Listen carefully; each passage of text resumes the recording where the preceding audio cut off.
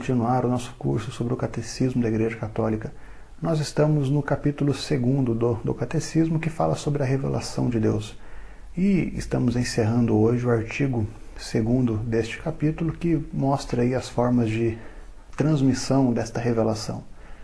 Então nós falamos aí sobre o magistério, sobre a tradição apostólica, sobre a Sagrada Escritura, certo? Que são os 3 pilares da Igreja, o que mantém a Igreja da maneira como ela é hoje, fiel aos ensinamentos de Cristo, são esses 3, a tradição, a Escritura e o magistério. Então, a 17ª pergunta que está no compêndio é a seguinte: que relação existe entre Escritura, tradição e o magistério?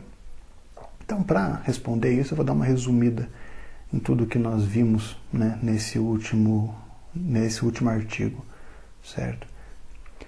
Se os apóstolos não tivessem sido fiéis aos ensinamentos, não tivessem sido obedientes, né, à ordem de Jesus de ir ao mundo e pregar o Evangelho, não tivessem sido fiéis na hora de passar esses ensinamentos, certo, de maneira íntegra, tudo que eles aprenderam de Cristo e em Cristo, certo? Se não houvesse esta fidelidade, esta obediência, a revelação como nós temos não chegaria até os dias de hoje, né?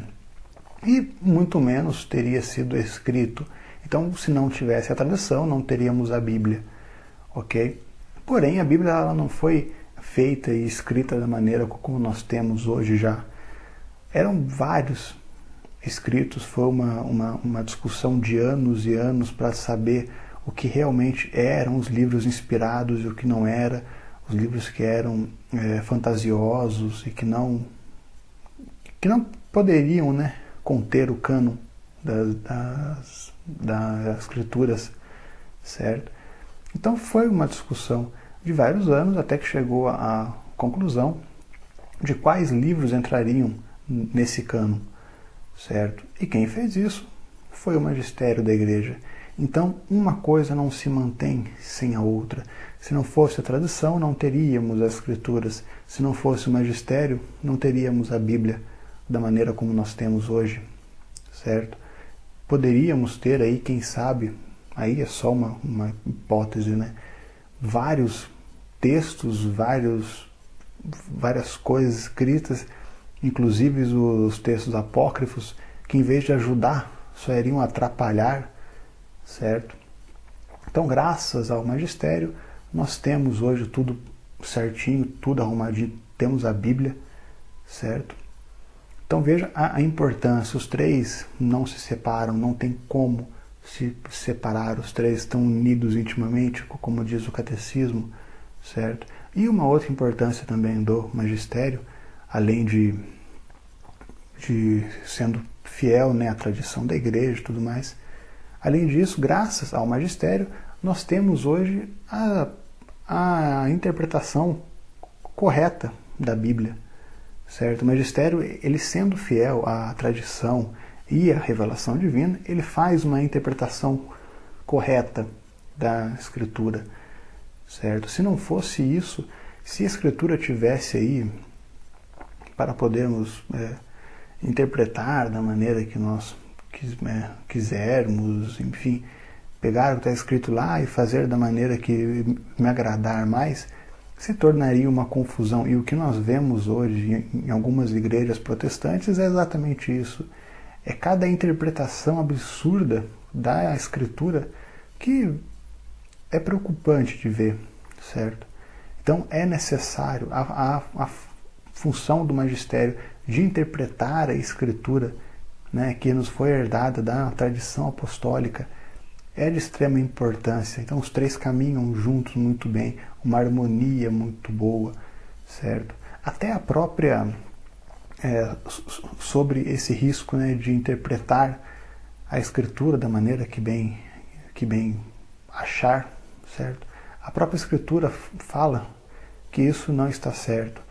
E na 2ª carta de Pedro, no capítulo 1, versículo 19, se eu não me engano, se eu estiver errado, eu coloco aqui a passagem correta, tá?